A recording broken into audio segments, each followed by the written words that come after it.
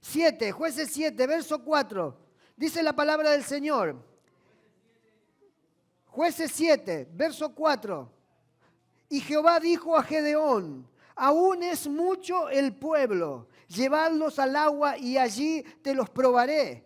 Y del que yo te diga, vaya este contigo, irá contigo. Mas de cualquiera que yo te diga, este no vaya contigo, el tal no irá. Entonces llevó al pueblo a las aguas, y Jehová dijo a Gedeón: cualquiera que lamiere las aguas con su lengua, como lame el perro, a aquel pondrás aparte. Asimismo a cualquiera que se doblare sobre sus rodillas para beber.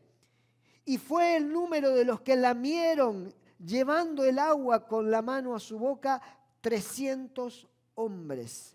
Y todo el resto del pueblo se dobló sobre sus rodillas para beber las aguas. Entonces Jehová dijo a Gedeón: con estos 300 hombres que lamieron las aguas, os salvaré y entregaré a los medianitas en tus manos. Y váyase toda la demás gente, cada uno a su lugar. Cierre sus ojos ahí donde está. Padre, gracias te doy hoy por esta escritura. Oro en el nombre de Jesús, Señor, que seas tú hablando especialmente a nuestros corazones, a la iglesia de Cristo, Señor. Que seas tú, Señor, trayendo convicción, Señor. También, Señor, que seas tú confrontándonos a cada uno de nosotros en el área en la que nos encontramos en este tiempo, en nuestro caminar contigo, Padre. Oro en el nombre de Jesús que tu Espíritu, Señor, hable. Que sea tu voz y no la mía, Padre. Que sea tu Espíritu tocando cada uno de nosotros en el nombre de Cristo. Hoy, Padre, oro que tú abras ojos espirituales. Como siempre, Padre, que tú hagas la obra en nuestros corazones. Porque ¿quién sino tú, Padre? El único que escudriña los corazones. Hoy, Dios, te exaltamos, celebramos tu nombre y te alabamos, Padre, y que tu palabra sea sembrada y dé fruto en nuestros corazones. Envía, Señor, tu luz y tu verdad, pues esta nos guiarán. Y en el nombre de Jesucristo te lo pedimos. Amén y amén. Amén. Gloria a Dios. Tome asiento, póngase cómodo. Esta mañana quiero hablarle por un momento acerca de una de las victorias más impactantes, más improbables y más sobrenaturales, diría yo, en toda la Escritura. Y digo una porque por supuesto hay muchas de ellas, pero esta historia es realmente especial. Es la victoria de Gedeón, de cómo Dios usó a este varón Gedeón para liberar a todo un pueblo de un gran ejército muy, muy numeroso con tan solo 300 hombres. Pero antes de hablar de la victoria y poder, porque creo que es importante que entender que siempre todos estamos expectando victorias, todos anhelamos victorias, pero debemos aprender que hay principios que son claves en nuestra vida hoy. Y primero, antes de entender este tema de la victoria, porque yo sé que todos anhelamos victoria en algún área de nuestra vida. ¿Cuántos dicen amén? Todos deseamos obtener victorias que quizás hemos estado esperando por algún tiempo, que quizás todavía no llegan, que quizás se han tardado, pero antes de que podamos entender o acariciar estas victorias, creo que es primero necesario entender algunos principios que son claves antes de que podamos acariciar esas victorias en nuestra vida. Primero es necesario entender en esta historia que vamos a profundizar hoy de Gedeón, cuál era el contexto de lo que estaba pasando en ese momento, cuál era el contexto y cuál era la razón por la que ellos estaban atravesando o viviendo la situación por la que estaban viviendo. Y esto es clave porque muchas veces a nosotros nos sirve para entender la razón de por qué a veces estamos atravesando por lo que estamos atravesando o por qué a veces vivimos las situaciones que nos tocan atravesar. Porque si hay algo que debemos tener en cuenta es que las grandes victorias de parte de Dios no siempre nacen en escenarios cómodos.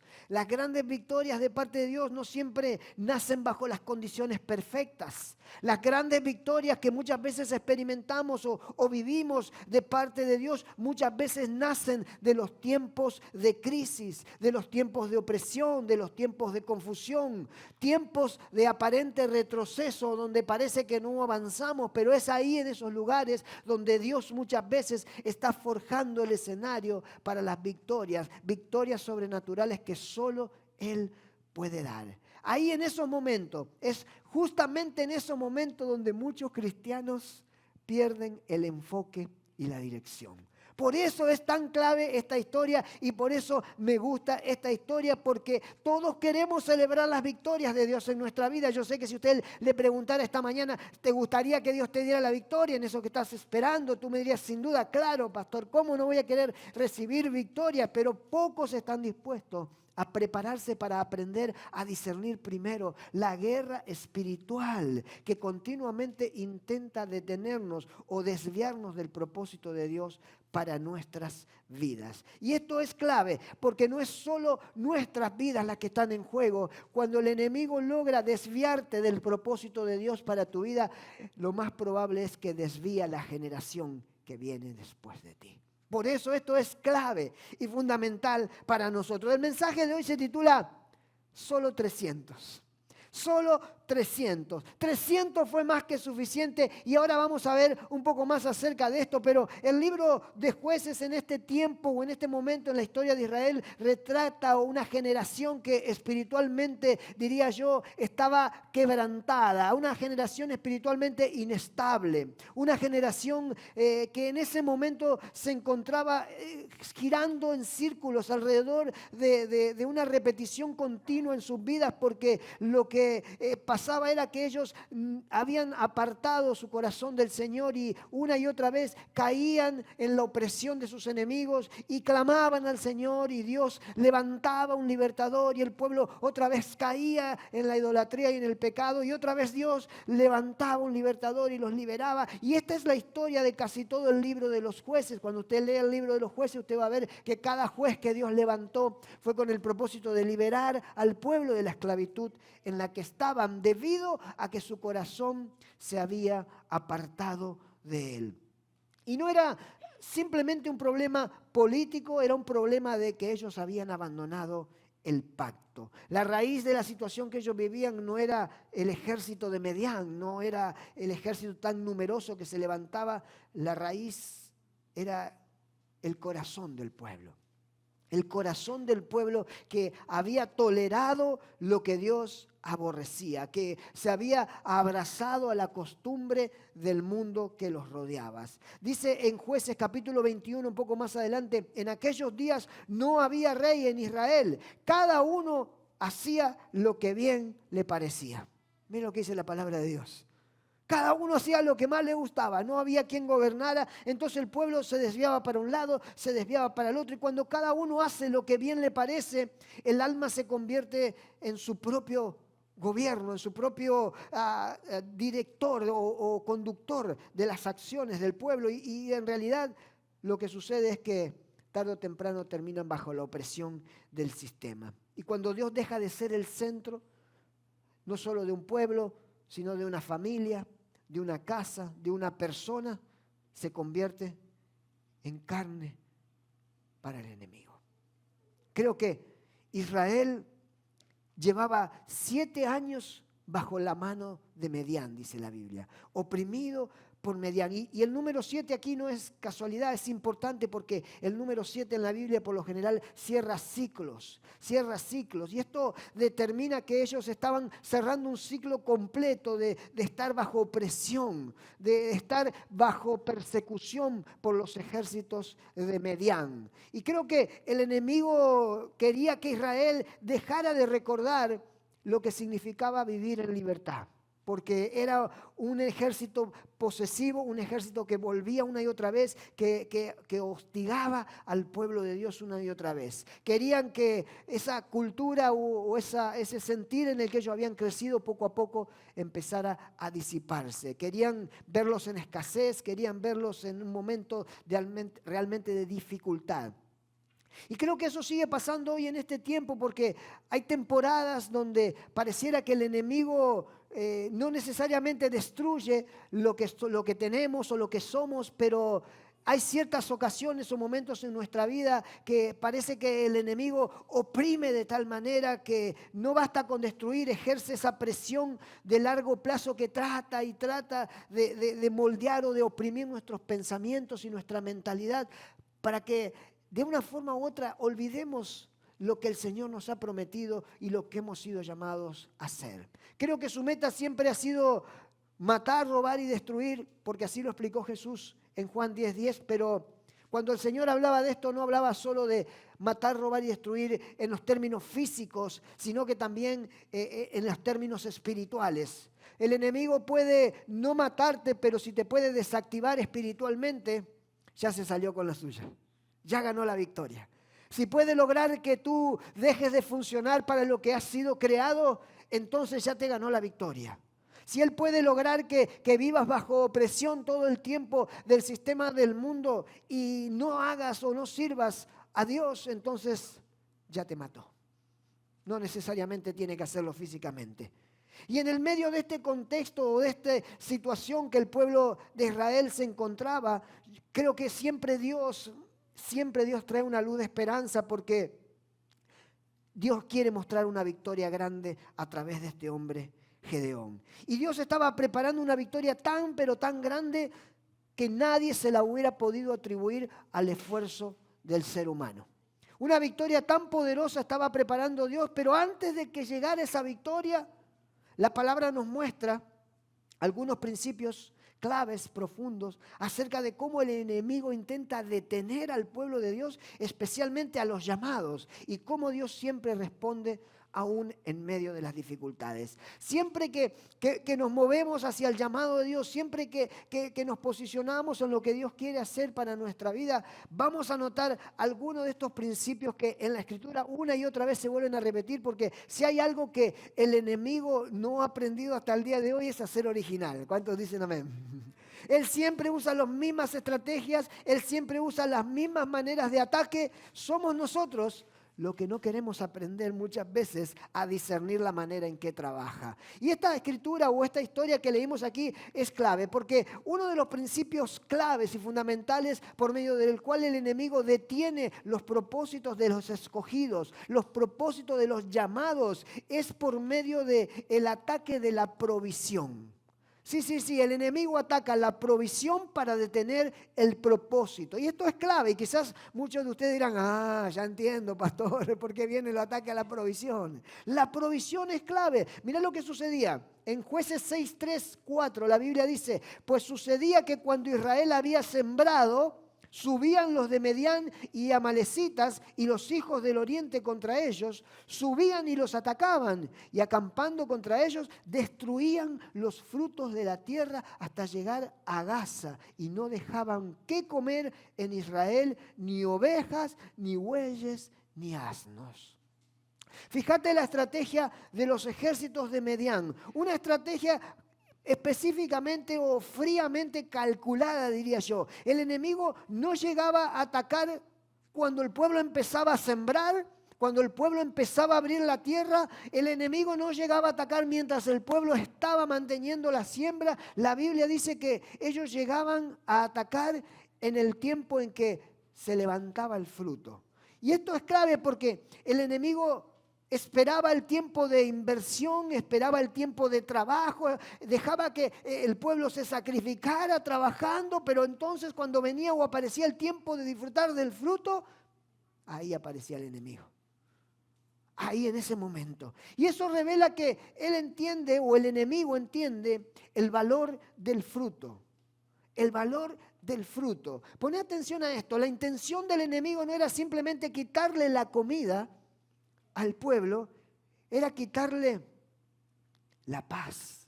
Porque cuando el pueblo pierde la paz, cuando el pueblo pierde la pasión por seguir adelante, pierden el impulso, y cuando pierden el impulso, pierden la visión. Y muchas veces el enemigo, cuando corta la provisión o cuando ataca la provisión de los escogidos de Dios, es cuando más fácilmente nos deja desarmado, cuando más fácilmente nos aparta muchas veces del servicio a Dios o de lo que hemos sido llamados a cumplir en este tiempo. La provisión en la Biblia no es solo un tema de cuestión material. En toda la Escritura, la provisión es una expresión del cuidado de Dios hacia su pueblo. Es una expresión del respaldo de Dios para su pueblo. Así que cuando el enemigo ataca la provisión, en realidad lo que está atacando es el intelecto de su pueblo. Es una manera de hacerle ver al pueblo o hacerle creer al pueblo que piensen que Dios los ha abandonado, que Dios ya no se acuerda de ellos porque la provisión se detuvo. Quiere el enemigo que el pueblo piense que Dios quizás ya se olvidó de ellos.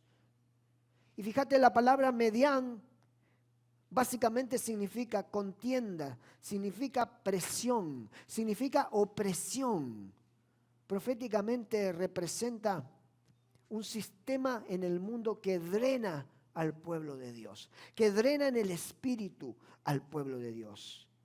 Y creo que ese espíritu que ataca moralmente, que ataca las fuerzas, a veces destruye más que el que ataca físicamente.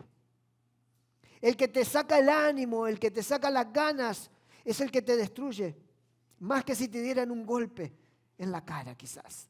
Porque cuando pierdes el ánimo, cuando pierdes las ganas, cuando pierdes la pasión, cuando pierdes el fuego, cuando pierdes el deseo de estar en la presencia de Dios o de ir a alabarle, es cuando el enemigo rápidamente comienza a desviarnos del propósito. Y cuando nos desviamos del propósito, en lugar de poner la mirada en las cosas de Dios, empezamos a poner la mirada en las personas que nos rodean. Y cuando empezamos a poner la mirada en las personas que nos rodean, es cuando más fácilmente el enemigo nos va a desviar del propósito. Y esto es clave porque muchos hijos de Dios siguen interpretando estas crisis en las que muchas veces nos toca atravesar en lo natural, pero hay momentos donde no estamos peleando lo natural. Hay momentos en los que tenemos que entender o debemos discernir, hijos de Dios, de que es espiritual la batalla, de que estamos enfrentando estrategias del infierno diseñadas especialmente para debilitar tu asignación en el reino de los cielos. El enemigo sabe que si logra agotarnos en lo cotidiano, que te costará más que luego te metas en fuego en el Espíritu Santo. El enemigo sabe que si logra presionarte en lo visible, en lo que vemos todos los días, entonces en lo invisible pronto te verás completamente apagado. Se consume nuestra pasión, se consume nuestro fuego. Por eso Jesús enseñó en Mateo 13:22 y Él dijo, el que fue sembrado entre espinos, este es el que oye la palabra, pero el afán de este siglo y el engaño de las riquezas ahogan la palabra y se hace infructuosa. Fíjate lo que dice el Señor. No necesariamente la palabra desapareció, la palabra está ahí, dice, pero ¿qué pasa con la palabra? La ahogan, las riquezas de este siglo, los afanes de este siglo, los deseos de este siglo. Y eso es precisamente lo que el enemigo quería hacer con Israel en ese momento. No necesariamente borrar su identidad de pueblo escogido, sino ahogarlos, oprimirlos, a tal manera que la manifestación del Espíritu Santo no sea vista a través de ellos. Y creo que eso sucede muy a menudo en este tiempo. En Isaías 55:10 dice, porque como desciende de los cielos la lluvia y la nieve y no vuelve allá, sino que riega la tierra y la hace germinar y producir y da semilla al que siembra y pan al que come, así será mi palabra que sale de mi boca. No volverá a mí vacía, sino que hará lo que yo quiero y será prosperada en aquellos para que la envíe. Básicamente está diciendo que donde está esa palabra de Dios, donde está esa palabra viva del Señor, ahí hay también semilla, ahí hay pan y ahí hay propósito. Y eso es lo que el infierno ataca, el propósito, porque él odia todo lo que sostiene el propósito. Por eso él ataca muchas veces nuestra provisión. La provisión es clave. La provisión, la semilla. La semilla es la palabra cera con Z. O semilla es la escritura, no habla solo de agricultura, habla de futuro, de descendencia, de continuidad, de pacto, de promesa.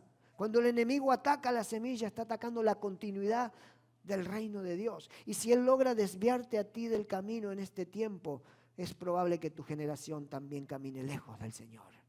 Es por eso que esta palabra es clave para ustedes. Hoy creo que más que nunca como creyentes no debemos acostumbrarnos a esto que nos rodea o a lo que tenemos a nuestro alrededor muchas veces, sino enfocarnos en el propósito por el cual Dios nos ha llamado. Dejar de pelear para sobrevivir y volver a soñar en las cosas grandes que Dios va a hacer en nuestra vida. Es que ese es el propósito muchas veces del enemigo: opacarnos, oprimirnos, hacernos sentir tan inmersos en las situaciones del cotidiano vivir que muchas veces, iglesia, dejamos de soñar, dejamos de creerle a Dios y venimos a la iglesia y cantamos que servimos a un Dios grande, le alabamos, cantamos esas canciones que hablan de sus proezas y de sus milagros, pero después en nuestra vida personal nos cuesta seguir soñando, nos cuesta seguir avanzando, nos cuesta seguir creciendo porque el enemigo logra opacarnos y oprimirnos, iglesia. Y creo que hoy más que nunca es un tiempo de levantarse y empezar a soñar otra vez por las cosas grandes que Dios va a traer a tu vida, las cosas grandes que Dios va a traer a tu familia. ¿Cuántos dicen amén?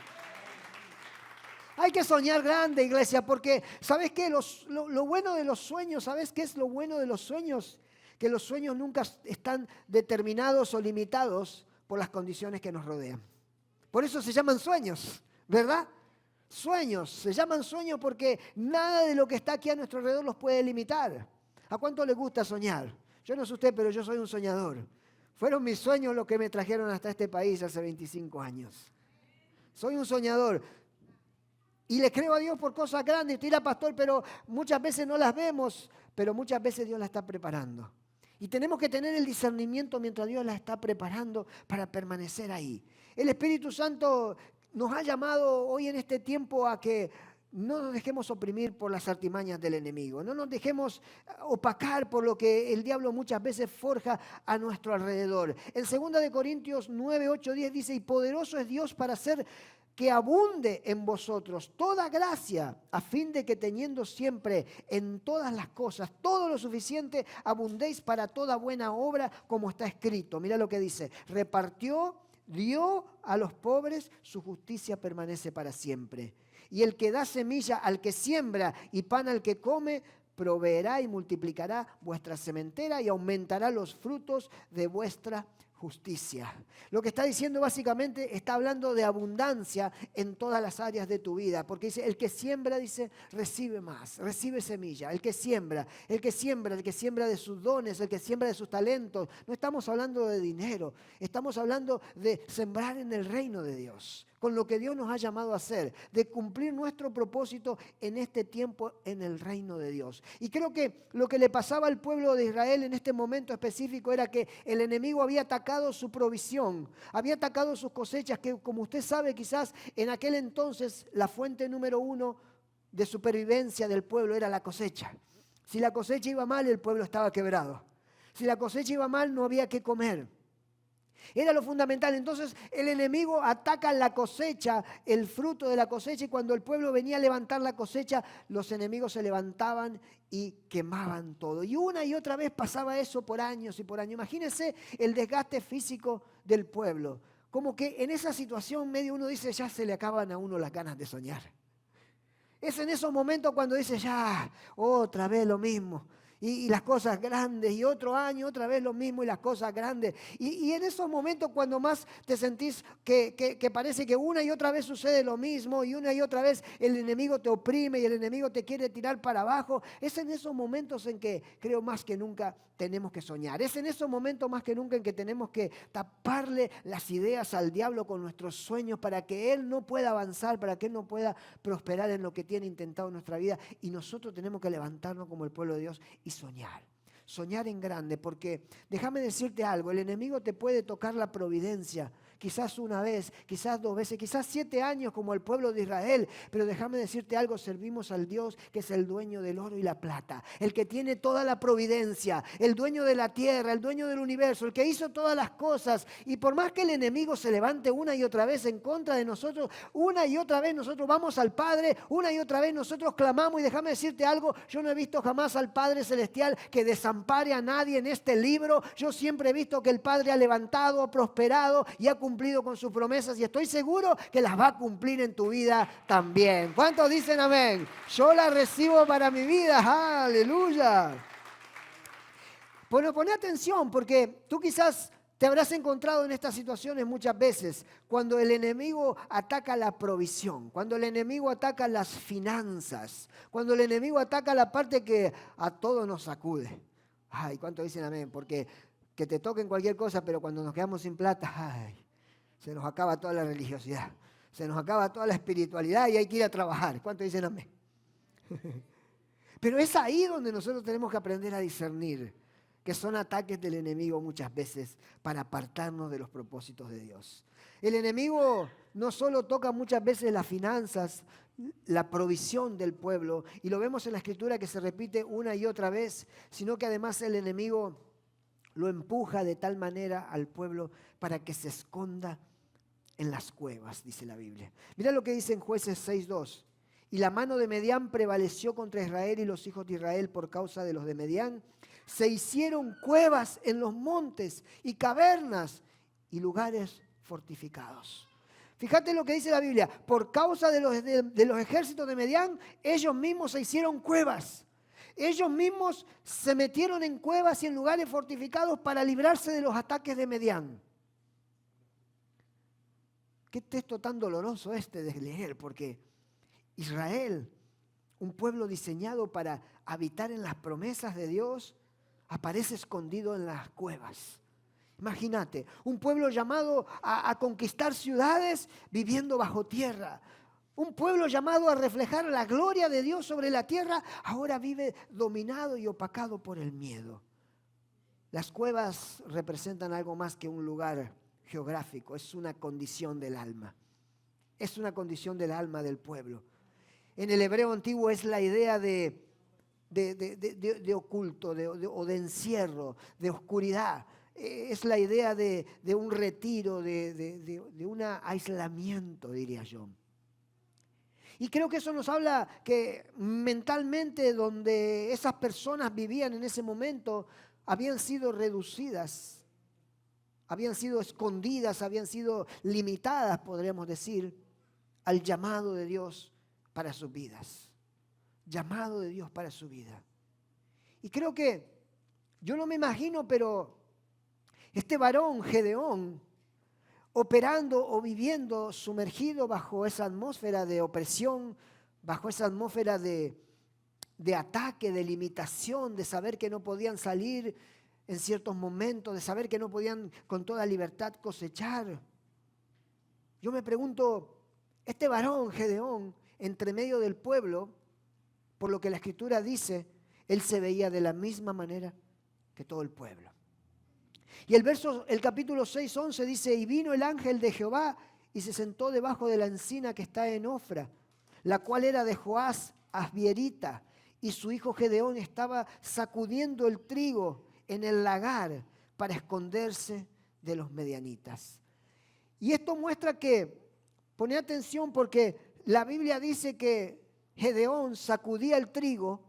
En aquel entonces levantaban el trigo en el aire para que el viento se llevara lo que no servía y la semilla limpia cayera en tierra o en el lugar donde se la recogía.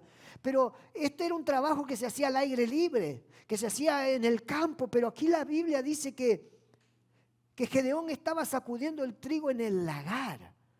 En el lagar. Y esto es realmente simbólico porque el lagar no fue diseñado para sacudir el trigo. El lagar fue diseñado para pisar las uvas.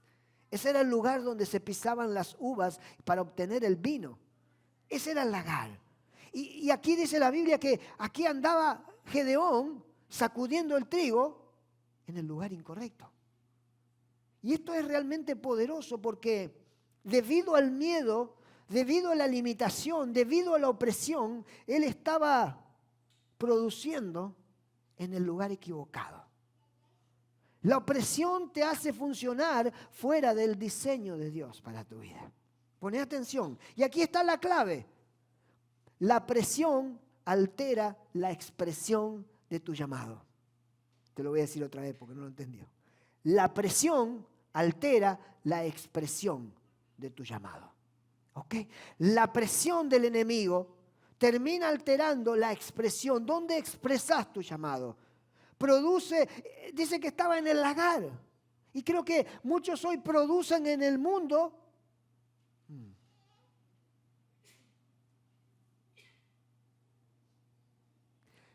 Muchos cristianos hoy producen en el mundo, son muy exitosos en el mundo, pero en el reino de Dios no producen nada. Y es la presión que termina dominando el pensamiento la que nos lleva muchas veces a producir en el lugar equivocado. Ponga atención a lo que le digo. ¿Qué estaba haciendo Gedeón limpiando el trigo en el lagar? Y creo que debemos de ser astutos y saber discernir. Porque creo que cuando más el Señor nos llama, cuando más el Señor nos enfoca, cuando más el Señor nos dirige y nos prepara y nos posiciona, es cuando más Dios nos quiere usar. Y tenemos que estar confiados y seguros de saber lo que estamos haciendo y dónde lo estamos haciendo, más que nada, porque esto es clave y fundamental en el reino de Dios. Dios irrumpe en ese momento que él se encontraba sacudiendo en el lagar. Y mirá lo que le dice, y el ángel de Jehová se apareció y le dijo: Jehová está contigo, varón esforzado y valiente. Y qué poderoso es esto, porque usted dirá, ¿cómo que Dios le dice varón esforzado y valiente si este andaba escondiéndose por todos lados? Acababa de salir de la cueva a sacudir el trigo y se iba a meter a la cueva otra vez y el Señor se le aparece y dice varón esforzado y valiente. Y sabes, creo que no es que el Señor lo quería traer aliento a Gedeón, no es que el Señor le estaba diciendo algo que no era Gedeón. No es que el Señor lo quería levantar el ánimo a Gedeón. Es que Dios está revelando una verdad realmente profunda de identidad en la vida de Gedeón. Una verdad que el miedo había cubrido por tantos años.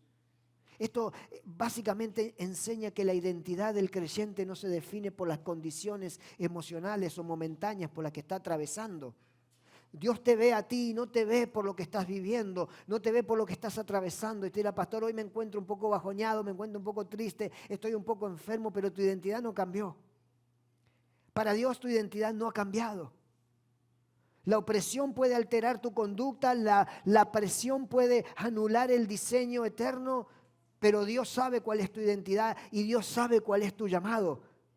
Por eso cuando Dios lo ve a Gedeón, no le dice hombre aislado, no le dice hombre temeroso, no le dice hombre olvidado de tu llamado. ¿Qué le dice? Esforzado y valiente.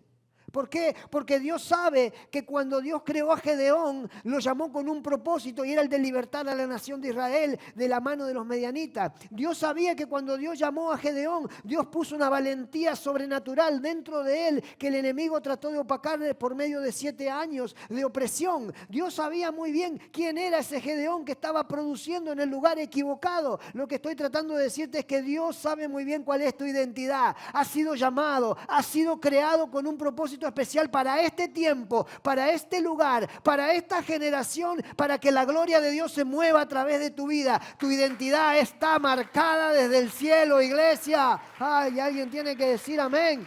No te dejes engañar. Romanos 8:5 dice, pues no habéis recibido el espíritu de esclavitud para estar otra vez en temor, sino que habéis recibido el espíritu de adopción por el cual clamamos, Abba, Padre. Abba, Padre. Es Él el que nos dio la identidad. Las circunstancias no determinan quién tú eres. Lo que estás atravesando en este tiempo de tu vida no determina quién tú eres. Dios lo determinó desde antes de la fundación del mundo, cuando sopló de su espíritu sobre ti. Y esto es clave. El temor muchas veces te hace pensar como un esclavo, el temor muchas veces te hace pensar como una persona que quizás no va a poder salir adelante, que quizás no va a poder cumplir con sus propósitos. Yo me lo imagino a Gedeón, apurado terminando de sacudir el trigo para ir a meterse a la cueva cuando el ángel de Jehová se le aparece y le dije, no, tú estás equivocado, tú eres un varón esforzado y valiente. ¿Qué estás haciendo aquí? La palabra hebrea para esforzado y valiente convergen en una sola que es Gibor. Y es uno de los nombres que la Biblia identifica a Dios, Jehová Gibor. Es usada en la idea de valentía, de esfuerzo, de guerrero poderoso. Así es como lo ve el Señor a Gedeón, como un guerrero generoso, poderoso. Y cuando Dios nos ve a nosotros muchas veces dice, ese es el propósito por el cual Dios nos ha llamado a nosotros, para lo que nos ha llamado, y muchas veces nosotros decimos, nosotros no lo podemos hacer, nuestra propia fuerza. El cielo llama a lo eterno, aunque la tierra todavía no lo vea manifiesto. Gedeón estaba opacado, pero Dios sabía lo que él había puesto en él. Y creo que hoy muchos de nosotros hemos sido llamados, muchos de los que están aquí hoy, muchos de los que me están escuchando de su casa han sido llamados para cumplir propósitos grandes en el reino de Dios, y muchos de ustedes se encuentran como Gedeón. Ahí diciendo, ya me voy rápido porque, no sé, yo no voy a poder, o esto quizás no lo pueda hacer, o aquello, pero Dios ha puesto algo en cada uno de nosotros. Dios sabe que hay algo especial en cada uno de nosotros. Somos nosotros los que tenemos que tomar la determinación de salir de la cueva muchas veces, iglesia. Y yo sé que es difícil salir de la zona de confort. Y hay muchos que hasta le han puesto internet a la cueva ya.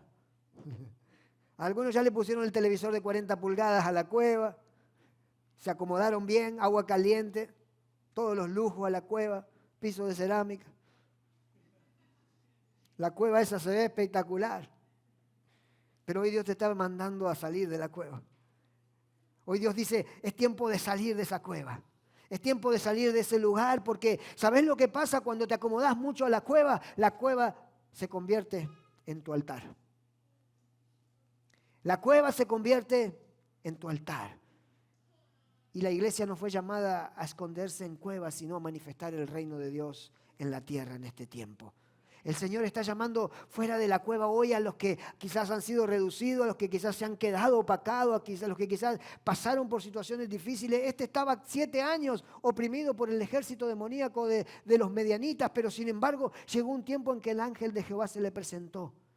Y le dijo, este es tiempo de romper con esas limitaciones. Este es tiempo de romper con esa falta de confidencia. Este es tiempo de romper con ese temor en tu corazón de que no vas a poder. Este es tiempo de sanidad interior. Este es tiempo de salir y hacer lo que el Señor te ha llamado a hacer. Y creo que hoy el Espíritu del Señor te dice, es tiempo de romper con todo eso. Es tiempo de dejar esas estructuras de lado. Isaías 61 dice, levántate, resplandece, porque ha venido tu luz y la gloria de Jehová ha nacido sobre ti, dice, porque he aquí las tinieblas cubrirán la tierra y oscuridad las naciones, mas sobre ti, dice iglesia, amanecerá Jehová y sobre ti, dice, será vista su gloria. Yo no sé usted, pero la iglesia de Cristo tiene que mostrar la gloria de Dios en esta generación.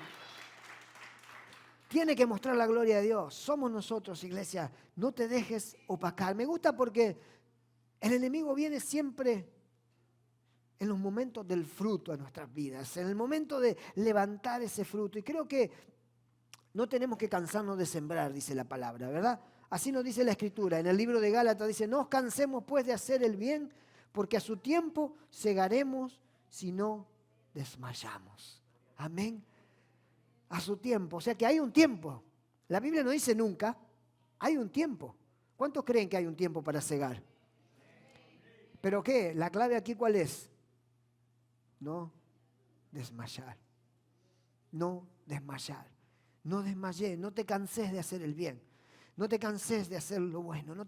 Aunque te den la espalda, aunque te golpeen, no importa, no te canses de hacer el bien, dice la Biblia, porque a su tiempo viene la siega. Fíjate vos la clave de la promesa. No cansarnos, seguir sembrando, seguir sembrando. Y creo que esto fue clave en la vida del pueblo de Israel en ese entonces, porque la Biblia dice que el ejército de Medián venía y venía y venía una y otra vez, pero la Biblia nos muestra que una y otra vez destruían el fruto. Eso quiere decir que el pueblo seguía sembrando, seguía sembrando. Porque el ejército del enemigo tenía para seguir destruyendo, tenía para seguir quemando, pero el pueblo tenía para seguir sembrando. Y el pueblo seguía sembrando y el enemigo quería seguir destruyendo. Pero creo que habla de este principio que estamos viendo aquí. El pueblo no se cansó de sembrar, no se cansó de darle gloria a Dios, de buscar a Dios. Y la Escritura dice que a su tiempo llegó la bendición. Dice que Dios escogió un remanente de todo aquel pueblo, de tan solo 300. 300 para ir en contra de un gran ejército como lo era el de los medianitas, junto con los amalecitas y junto con los del oriente. Eso era una multitud imposible de contar. Pero mira lo que dice. Dios le dice, reúnelos porque los voy a probar. Ay, acá viene lo bueno. Reúnelos a todos porque los voy a probar. Gedeón reúne un ejército, pero Dios comienza a reducirlo, comienza a achicarlo cada vez más. Y esto es muy poderoso porque revela que ciertas victorias de Dios muchas veces requieren la minoría para que Dios sea glorificado. Requiere que reduzca al Señor para que su gloria se magnifique con las victorias. Y qué difícil es para nosotros cuando el Señor reduce las oportunidades, cuando el Señor reduce las conexiones, cuando el Señor reduce las personas que nos rodean, cuando el Señor reduce las personas que nosotros pensamos que nos pueden ayudar y después de repente no nos ayudan. Jehová le dijo a Gedeón, el pueblo que está contigo es mucho para que yo entregue a los medianitas en su mano. No sea que se alabe Israel contra mí diciendo mi mano me ha salvado. El Señor conocía el corazón del pueblo. El Señor sabía que si Dios le daba la victoria con todo ese ejército que Gedeón traía, el pueblo iba a decir la victoria la ganamos nosotros. Es que este trabajo lo conseguí yo. Es que esta oportunidad la conseguí yo. Es que la casa esta me la compré yo. Es que este carro me lo compré yo. Es que esta situación la arreglé yo. ¿Te suena familiar? Y esto es tremendo porque Dios ve la batalla, pero también ve el corazón. Dios no solo está interesado en darte una victoria, sino que está interesado en que la gloria sea de Él. Y eso es lo que muchas veces nosotros no estamos acostumbrados a darle. Y me gusta la Biblia porque dice que en Jueces 7 dice, ahora pues, haz pregonar en oídos del pueblo diciendo, quien tema y se estremezca, madrugue y devuélvase desde el monte de Galat. Y se devolvieron, mire lo que dice, se devolvieron de los del pueblo 22,000 y quedaron 10,000. Ponga atención, ¿cuántos se devolvieron? 22,000. No, es que solo dijo Gedeón, bueno, los que tengan miedo pueden volverse en la mañana temprano. Y yo me imagino que Gedeón habrá dicho, 1 o 2 se van a volver, como siempre. Pero la Biblia dice que se volvieron, ¿cuánto? 22,000. Ay, Dios mío, ¿esto le suena familiar? 22,000 se volvieron para atrás aquel día. Es que Dios no iba a llevar a la batalla a hombres dominados por el temor. Muchas veces Dios corta cosas que están dominadas por el temor alrededor de nosotros. La atmósfera de temor contamina a los valientes. ¿Me sigue? Por eso Dios dijo, solamente pregona. El que se quiera ir se puede ir. No están obligados a quedarse, le dijo Gedeón. Y aquel día se fueron 22,000. Y dice que quedaron ¿cuánto? 10,000. Bueno, 10,000 todavía sigue siendo un buen número, ¿verdad? Dice, bueno, se fueron 22,000. Yo me imagino que Gedeón habrá dicho, bueno, pues ya que más, se fueron 22,000, pero 10,000. Con 10,000 todavía hacemos batalla, ¿verdad? ¿Cuánto dicen amén? Y Jehová le dijo a Gedeón, aún es mucho pueblo. Llévalos a las aguas y allí te los probaré, le dice Dios. Y si hay algo tan poderoso aquí, porque una cosa es que te pruebe el hombre, pero otra cosa es que te pruebe Dios. Y dice, ahí te los probaré y del que yo diga vaya este contigo, irá contigo, mas el de cualquiera que yo te diga, este no vaya contigo, él tal no irá. Entonces usted sabe lo que leímos al comienzo. Dice la Biblia que llevó a todos al agua y ahí en el agua le dijo Dios, el que lamiere el agua con su mano, ese lo pondrás aparte. Y el que se arrodilla, ese dice, también lo pondrás aparte. Y sucedió, dice la Biblia, que solo 300. Solo 300 llegaron. Imagínense después de salir de las cuevas, después de estar preparándose para ir a la batalla, todo este pueblo atemorizado, dice la Biblia que cuando llegaron al agua, lo primero que hicieron la gran mayoría que fue tirarse al agua de cabeza, a beber el agua y a disfrutar del agua. Pero solo 300 levantaron el agua y lamieron el agua de su mano. Y aquí hay una revelación poderosa porque la prueba del agua no era un capricho divino nada más. Era una manifestación de discernimiento sobre el carácter de las personas que Dios iba a usar para ir a la guerra. Poné atención a esto. Solo 300 supieron satisfacer su necesidad sin sacrificar la atención a su llamado. Te lo voy a decir otra vez. Solo 300 supieron, poné atención. ¿Cuánto dije? Solo 300 supieron satisfacer su necesidad sin sacrificar la atención a su llamado. Esto es clave.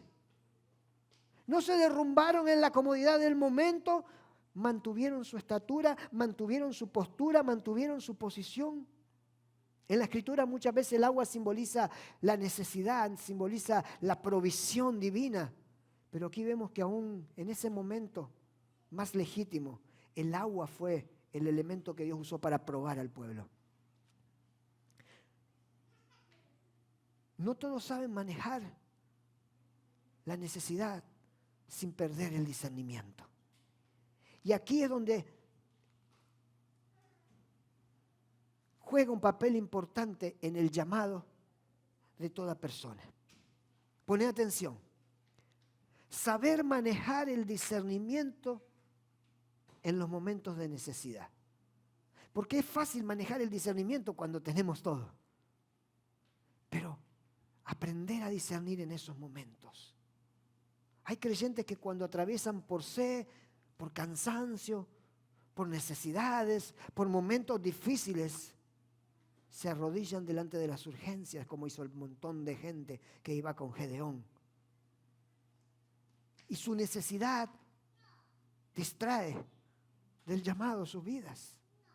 Pero solo el remanente, solo los que Dios usa para los momentos decisivos, solo los que Dios usa para las victorias grandes, son los que mantienen su postura en todo momento y en todo tiempo, aún en los momentos de mayor necesidad. Aún en los momentos de mayor necesidad personal. Esos 300 representan ese remanente purificado que Dios escogió para las cosas grandes. Y en toda la Biblia vemos que Dios trabaja de esta manera. Solo fue David contra Goliat. Solo fue Noé el que hizo el arca entre medio de una generación que lo miraban como un loco. Solo fue Gedeón, un valiente capaz de salir a pelear. El remanente es esa porción que no se rinde al sistema del enemigo. Ese remanente es esa porción, ese grupo limitado que Dios siempre escoge y usa para marcar la diferencia en todas las áreas y en todos los momentos a través de la historia en el mundo. Es ese grupo que se mantiene enfocado en el llamado y no se deja distraer por las necesidades que este mundo trae a nuestra vida. Así que aún en este tiempo, dice Romanos 11:15, ha quedado un remanente escogido por gracia. Así lo dice Romanos. Aún en este tiempo ha quedado un remanente escogido por gracia. Dice la Biblia que de esos 300 los tomó Gedeón y los otros, ¿cuánto sería? Hágame la cuenta, 9,000, ¿cuánto? Algunos ya sacó la calculadora por ahí. Los 9,700 que quedaban se volvieron para el campamento. Imagínense Gedeón. 22,000 que se volvieron de un solo. Bueno, salimos todos a la guerra, vamos contra los ejércitos, vamos a la guerra, pero 22,000 se van para atrás. En la primera. Y en la segunda, 9,700. Quedamos 300. ¿Usted vendría todavía? Yo lo pensaría 2 veces si fuera usted.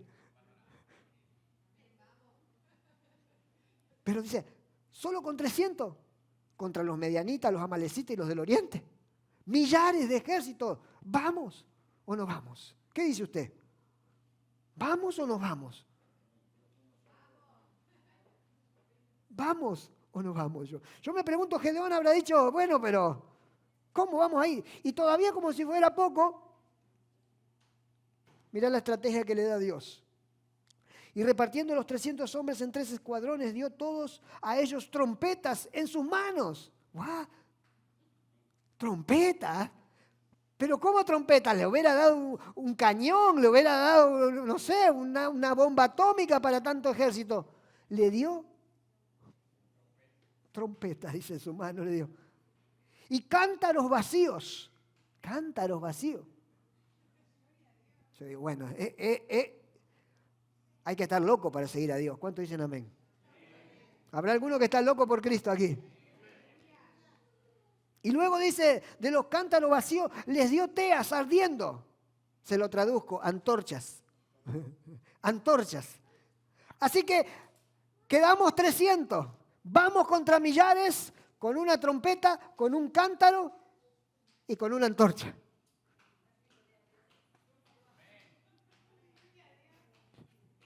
Esa sí que es una guerra justa. ¿Cuántos dicen amén? Cualquiera que los viera hubiera dicho, estos se volvieron completamente locos. ¿Cómo van a salir en contra de millares de ejércitos preparados para la guerra con una trompeta, con una vasija y con una antorcha? No hay manera de que puedan destruir a los ejércitos de Medián. Pero Dios le dice, cuando salgan van a gritar por Jehová y por Gedeón. Dice, deme un segundo. Por Jehová y por Gedeón, dice. Y si cuando vayan llegando al campamento, cuando estén cerca, solo 300 contra millares. Cuando estén cerca, dice, ahí cuando estén cerca, dice, van a tocar las trompetas. Yo no sé usted, pero si yo llegara con 300 cerca de millares, ni el aire me sale para tocar la trompeta del temor que tendría. Las piernas me aplaudirían, yo creo. Imagínense. Yo digo, si toco la trompeta me caen estos millares arriba y me despedazan. Pero Dios le dice, ustedes van ahí. Y cuando estén cerca de ellos, le dan trompeta. ¡Qué bendición! Digo yo. Seguro que se asustan, va a pensar uno. Dice, y si cuando escuchen, dice, la trompeta, dice, la antorcha que traen, la van a traer adentro del cántaro, de la vasija. Y cuando suene la trompeta, rompen la vasija. La trompeta. La trompeta es clave porque usted dirá, ¿qué voy a hacer con una trompeta? Pero la trompeta proféticamente significa, ponga atención, proclamación, anuncio, trompeta. Cada vez que los ejércitos salían a la guerra, ¿qué se tocaba? La trompeta, la trompeta. Significaba convocatoria divina. Lo que Dios le estaba diciendo a Gedeón, cuando tú estés ahí cerca y toques la trompeta, no va a ser por el sonido de tu trompetita que vas a ganar la guerra. Cuando tú estés ahí y toques trompeta, cuando tú estés ahí, ese sonido de proclamación, ese sonido profético, es un sonido de convocatoria. Y lo que quizás tú no entiendes es que cuando tú convoques, no van a ser hombres los que van a venir, van a ser los ángeles de Jehová los que van a venir a luchar contigo. Ay, alguien tiene que decir amén. Cuando tú proclamas, aunque parezca imposible, cuando tú abres tu boca y dices en el nombre de Jehová, aunque parezca imposible, son los ángeles de Dios que van a empezar a pelear a tu favor. Ay, alguien tiene que decir amén. Le dice, toca la trompeta, convoca a los ejércitos celestiales, pero luego dice, los cántaros, esos vasos de barro que vas a llevar ahí, tienes que quebrarlos.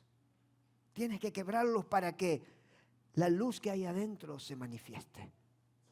Y esto es tremendo porque esa luz que ellos llevaban ahí escondida dentro del cántaro no podía verse hasta que ese vaso o hasta que esa vasija fuera quebrada. ¿Cuántos quieren la victoria acá de Dios? A ver, hay algunos que todavía quieren victorias aquí de Dios. ese vaso representa al ser humano. Nos representa a nosotros, representa lo que somos nosotros como ser humano.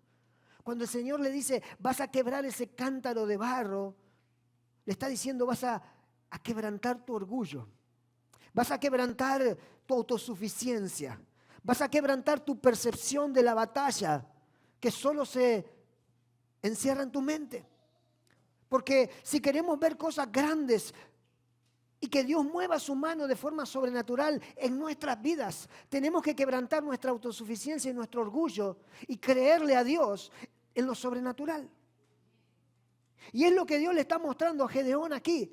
Si vas a mantener ese cántaro, nunca vas a ver las cosas grandes de Dios. Si vas a sacar conclusiones de cómo Dios te va a salvar, si vas a sacar conclusiones de qué manera Dios va a hacer un milagro en tu vida, nunca va a suceder. Porque nuestra mente es tan limitada que las expectativas nunca llegan al alcance de la gloria de Dios. Y esto es lo que Dios le está mostrando a Gedeón. Le está diciendo, necesito que rompas con ese orgullo, que necesito que rompas con esa autosuficiencia. ¿Por qué? Dice, porque esa luz que tiene que verse es la luz que el Señor ha puesto adentro tuyo. Esa luz que está ahí adentro, que muchas veces no se deja ver por el orgullo, que muchas veces no se deja ver por lo que somos o lo que queremos o lo que deseamos. El Señor dice, las batallas se ganan cuando el cántaro se rompe y la luz sale. En 2 Corintios 4:7 dice, pero Dios dice que mandó que de las tinieblas resplandezca la luz, es el que resplandeció en nuestros corazones, para iluminación del conocimiento de la gloria de Dios en la faz de Jesucristo. Pero mira lo que dice después, pero tenemos este tesoro, ¿en qué? En vasos de barro. ¿Para qué? Para que la excelencia del poder sea de Dios y no de nosotros. ¿Te das cuenta? Esa antorcha, esa luz que representa la manifestación del poder de Dios, que representa el Espíritu Santo, que representa lo que Dios ha puesto en nosotros, muchas veces está cerrada en este vaso de barro que somos nosotros. Y yo pienso así, y yo creo así, y yo digo que voy a hacerlo así. Y de esa manera nunca vamos a ver las cosas grandes que Dios quiere hacer en nuestra vida. Porque de esa manera le estamos poniendo límites a Dios. Y me gusta porque hay algo que es clave aquí, porque el Señor le dice, estarán firmes. Y la firmeza habla de posición. El texto dice que cada uno estuvo firme en su puesto. No tuvieron que correr frenéticamente, no tuvieron que salir como locos, no tuvieron que inventar una estrategia en la carne. Yo me pregunto, si usted le preguntara a Gedeón, bueno, ¿y ahora cómo lo vas a hacer, Gedeón? ¿De qué manera vas a entrar a la batalla? Seguro que a Gedeón nunca se le hubiera ocurrido traer una trompeta.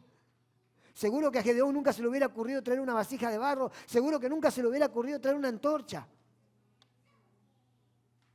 Pero ellos estuvieron firmes en posición. Y el Señor le dijo, ahí manténganse firmes, hasta el momento que yo dé la orden de sonar la trompeta.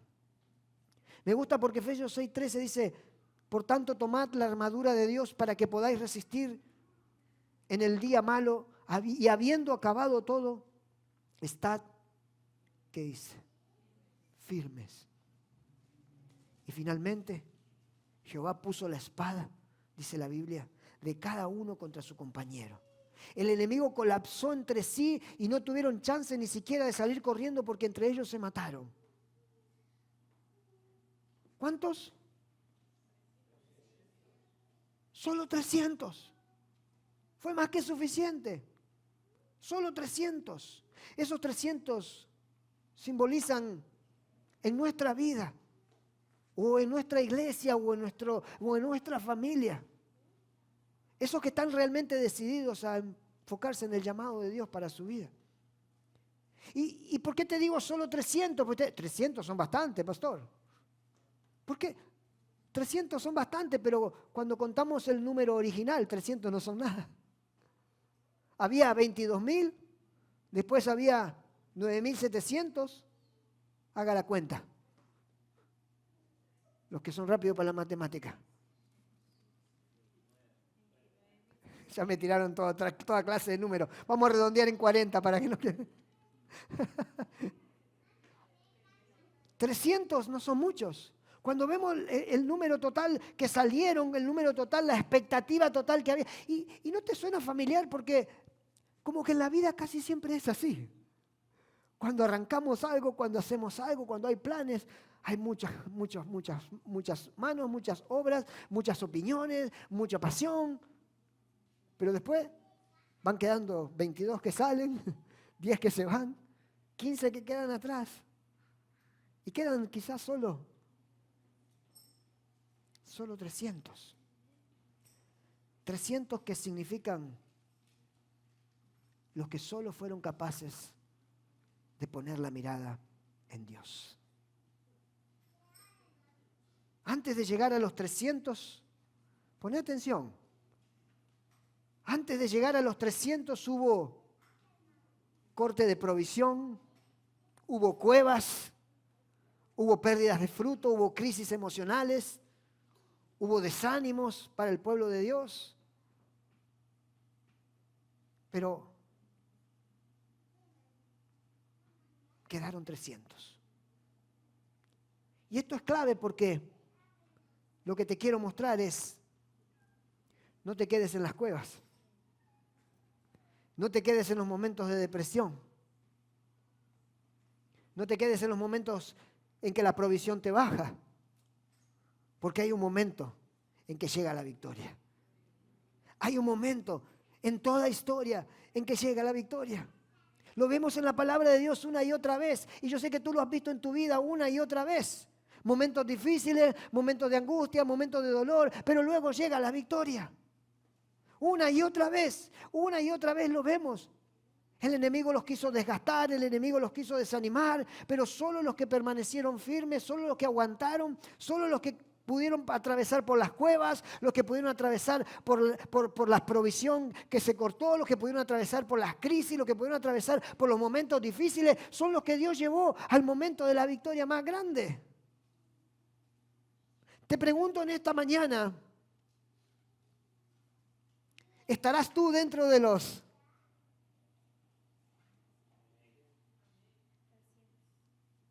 ¿Estaré yo dentro de los 300?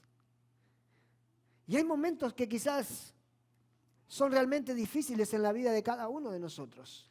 Y es una realidad que a todos nos toca atravesar.